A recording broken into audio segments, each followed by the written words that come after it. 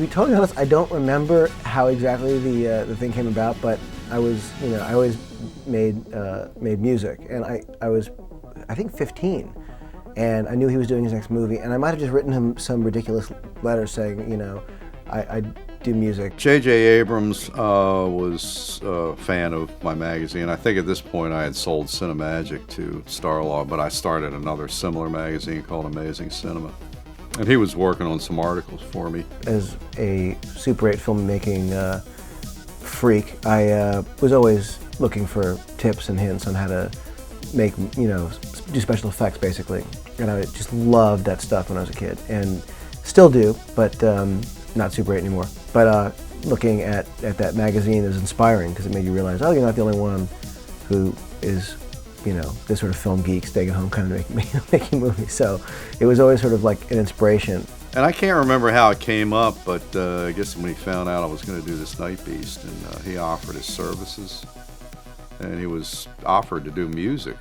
So I called JJ, and and he jumped right in. Suddenly, he was sending me these tapes of his movie he was making, and I was recording cues for them.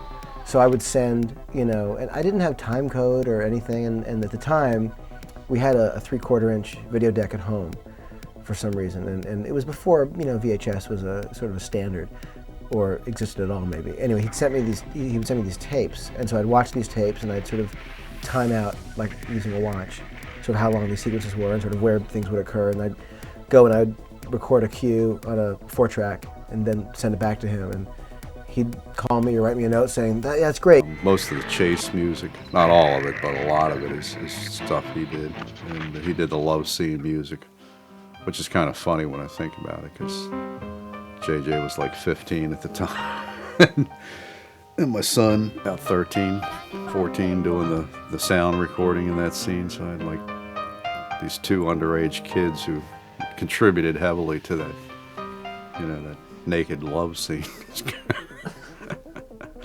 They'd probably lock me up if I did something like that nowadays, wouldn't they? I was in New York, and I was with my grandfather, and I was 16, and the movie was coming out that year. It was on video, and I remember I hadn't seen it, but I called.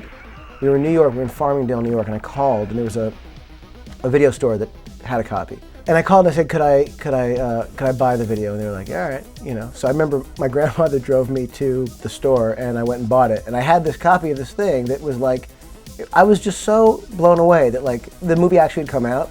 Because it was like, even though it was just on video, still was that thing of like, I was 16 years old and I got to be part of something that was actually, there was a box and there was a little image, and it was like, it was a real movie. It felt like I actually got to do something that was in a genre that I love, that was far more legitimate than the student films I'd done before. So to me, it was more like a confidence kind of thing, where it was like, hell, I just, I got to be a part of this thing that was, something that, I would have wanted to see anyway.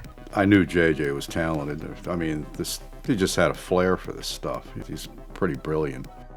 By the way, George Stover's character in Galaxy Invader was named J.J. Montague, and that was my little tribute to J.J. Abrams. I knew J.J. had done Regarding Henry. I knew he had written that script, and I didn't even know he had written Armageddon or co-written it. And I knew he had done Alias, but then he had this new show coming up called Lost, and then of course it was right after that J.J. got picked to direct the Mission Impossible 3.